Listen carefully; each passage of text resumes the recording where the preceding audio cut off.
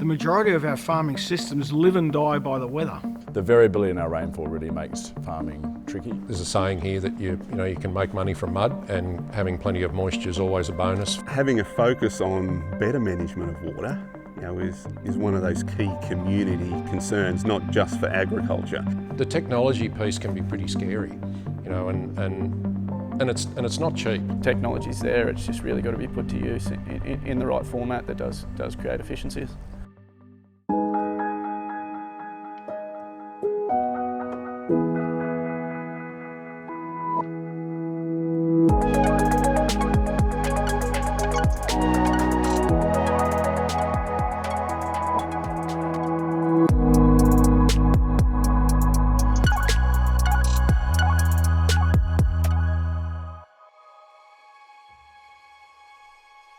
Australia isn't known as a sunburnt country for no reason. Being the driest inhabited continent on the planet, the absence and presence of water has long since defined the very culture of Australia's agricultural industries. Farming accounts for 3/4 of the country's total water usage, and with the spectre of climate change looming larger than ever, water has never been more of a precious commodity than it is today. The Australian agricultural industry is full of really hardy souls, and you have to have hardy souls in Australian agriculture because it's a really arid environment that we operate in. The majority of our farming systems live and die by the weather. So we are absolutely sensitive to the weather today, the weather tomorrow, the weather next year.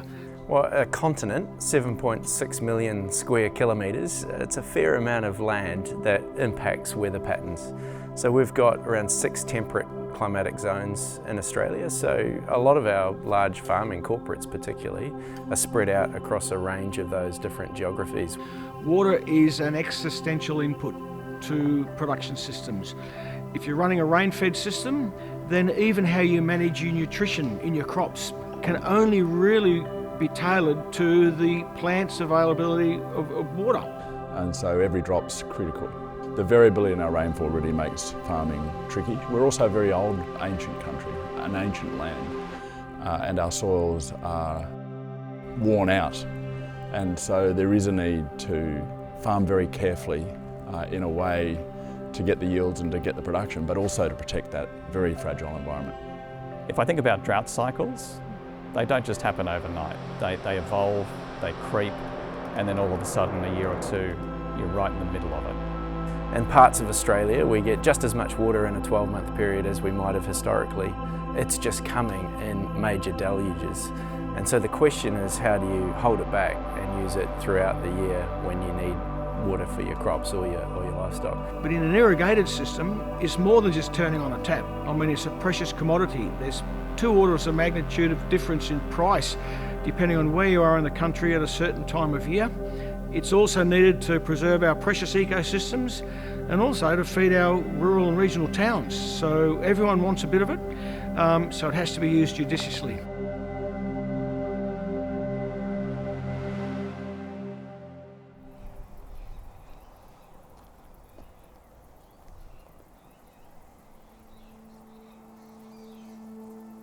Lawson Grains.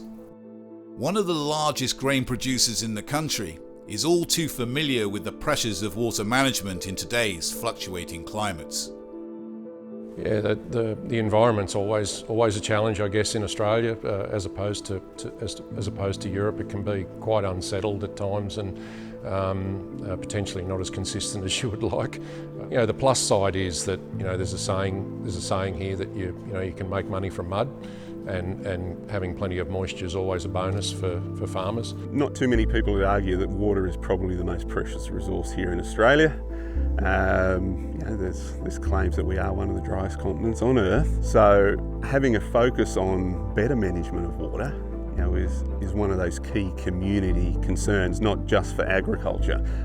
It's a sharing between primary production, recreation, and also the natural environment, and that's the balance that's difficult to get a hold of. And of all the people that are part of that, the agricultural community understand the value of water. They know when there's a shortage of water, what it does. So they're probably one of the better resource managers. Yeah, look, water's no doubt very important. We are a dry continent, that's how it is. So yeah, it's pretty important to look after it. Our farming systems here are designed to retain moisture in the soil. So we carry stubble over from the previous crops, and that covers the ground and helps retain moisture. But also, you know, making sure that we've got the tools to do the job technically well today is important, and certainly I'm lucky enough to be involved in a company that pushes with that technology piece. So yeah, we've got to look after the moisture that we get. With a progressive and sustainable farming ethos, Lawson Grains is working with Novcom, a leading IoT solution provider, to deploy a sensor and monitoring network to help manage precious water resources.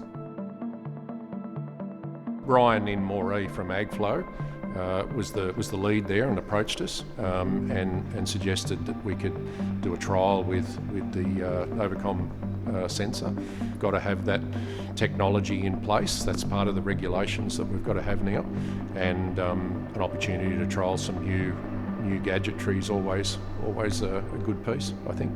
So the relationship with Lawson essentially started, you know, it was just a site that was close to town for us, and you know, we really wanted to sort of get a front foot on the functionality of the equipment that we were, you know, needed to use in order to help water users comply with new rules or regulations. So where we are now, you know, is one of our installations on a fairly large irrigation impoundment, and we're providing the systems here that allow the grower to know what their water level is, and where that's important is, you know, if the water level goes up, it means more water's going into the dam, and really that's the focus of the government regulation, is knowing how much water is being taken off the floodplain, put into the storages for future use in irrigation. The piece with the sensing down on the storage here is remote access. We can see what's going on from a height point of view in the storage, but also we can link that to some work we're doing on the pump at the site at the moment, which we're fully automating that pump site currently. So if we can fully automate the pump site, and we can open that and close it and turn it on and off remotely, it can sense when there's water in that channel from the sensor that Novcom's got in there, what's happening in that storage. We can do it all remotely. We don't have to be bogging down there when it's raining. We don't have to be trundling down there in the tractor, and yeah, so that's a huge shift, and it saves an enormous amount of time, saves a lot of frustration from staff, and it's dangerous, right? Like, we don't want to be bogging down there, as we were during the flood here recently, to try and get water into our storage. Where did you say this water comes from? This one out of the river. Right. So where's the river? Right in the centre of those trees there. Right. So when you were coming out, you might have seen some of the fences had a fair bit of debris on them. There's a couple of gates that were knocked over. So probably, I don't know, 4 or 5 weeks ago, this would have all been awash with water. There's plenty of areas back there. You can see all the stubble's been pushed over by the flood waters. You never get through it. It sucks you down into it, yeah, when it's wet.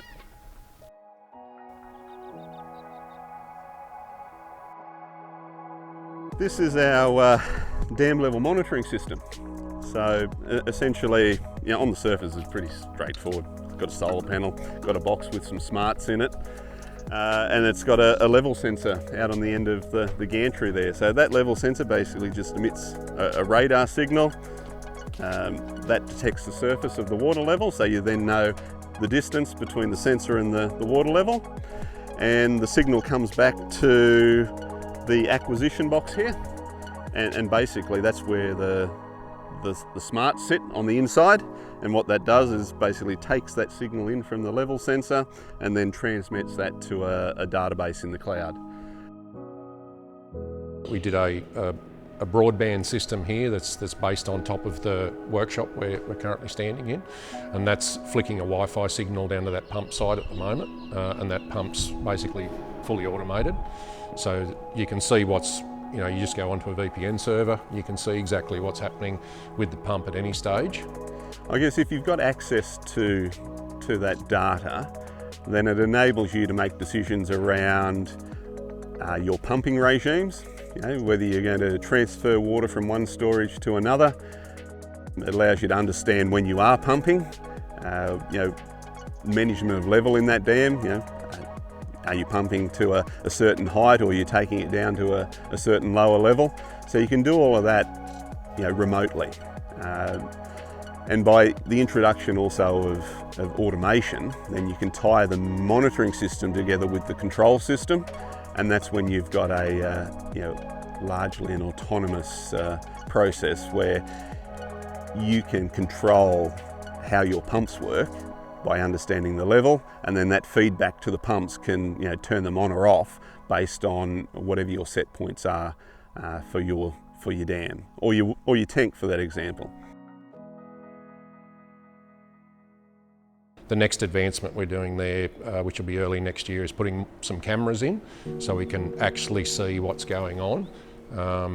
But yeah, the pump itself will be fully remote and fully operational automatically. Long term for water users like Lindsey is complete control of pump sites. It is an exciting space, but it's really got to be done properly to make sure it is safe and it is scalable. And we want infrastructure to be around for a long time. We want it to work properly, and it's important that we don't just roll out instruments and load the end user with the capital costs and then it not work. I guess the potential is that you can have an elaborately instrumented farm where the level in every one of your tanks, what water's in your troughs, your dam levels, you're able to monitor your gates, and you can do all of that without having to have a large workforce. And right at the moment, there is a labour shortage, and there's probably going to be a labour shortage for some time. And to be able to supplement that labour with technology, is both a cost saving and a time saving for the farmer. But it also just gives them the surety that they're not missing things that are going on because they can't get around to everything every day.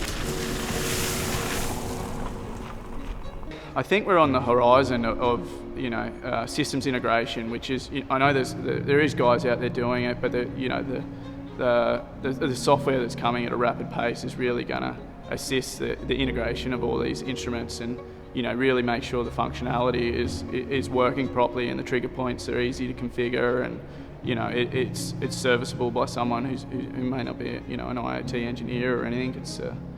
So it is an exciting time because the technology's there. It's just really got to be put to use in the right format that does create efficiencies. The technology piece can be pretty scary, and it's not cheap. It doesn't come for nothing usually.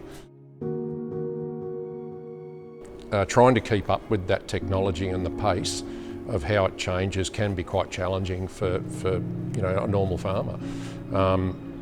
Yes, we're lucky. We're a corporate ag company who has a drive to put the technology at our fingertips to make us more productive and make us more efficient, and that's very something we're very lucky to have.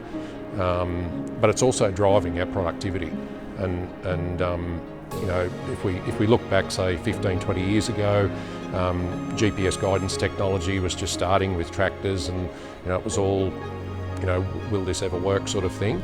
Today it's normal. You buy the tractor off the factory floor and it's fitted, and there's no uptake in that. There's no upside in that now. We've got that technology. So finding the next step and what is that and what's going to give us more production, that's the key, and that's what we're trying to do at Lawson Grains is find that. Yeah. With large-scale farming operations such as Lawson Grains leading the charge in agtech adoption, one would assume that the future is secure for the agtech industry. But farmers by nature are diligent, and not all producers are ready to open their gates to the Agtech Revolution. There are some family farming units and corporate agriculture that are fundamentally entrepreneurial, and they'll be early adopters. The vast majority of family farming units, though, are a little bit more conservative. They want to see, they want to test, they want to understand. You know, the majority of our farmers, they don't have money to burn.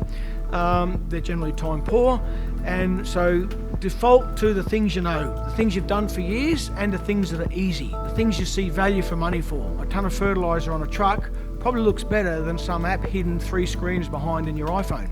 People will adopt the low-hanging fruit. So if I look at the water monitoring type technologies, that's kind of a no-brainer. We've got a client in Central Australia who's put in about 90 of those systems because they run a lot of country on the edge of the Simpson Desert, and it's very hard to get round all those water bores, regularly in the summer when it's incredibly hot, and obviously the cattle need water every day. So that's kind of low-hanging fruit. So Agtech that helps smooth the production cycle and performance of a business and smooth the profitability of that business, reducing the downside risk as much as possible and knowing where you're going to land. So having greater certainty around your financial performance is one of the key motivations. There's nothing like necessity breeds innovation, they say, and I think it also breeds adoption. So if you're in agriculture and you've got a lovely farm and there's no pressure and there's no debt and it's all easy, well, no one adopts anything very much. But all of a sudden, if you've got a fair bit of debt and you've got young ones coming home, you want to buy more land and you're trying to increase that production, then by golly, that will drive that innovation, that will drive that uptake of technology, and it will drive production. The reality of it is our farmers are generally cautious. We've got a great cohort of leaders, our early adopters, our innovator farmers that are showing the way, but it is a trickle-down process. So we have to just be ready for that.